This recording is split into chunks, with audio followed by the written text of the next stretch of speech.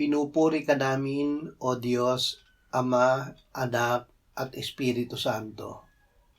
Salamat, Ama, na ibinigay mo sa amin si Jesus na iyong anak na namatay para sa aming kasalanan, iyong muling binuhay, iniakyat at iniluklok sa iyong kanan sa langit.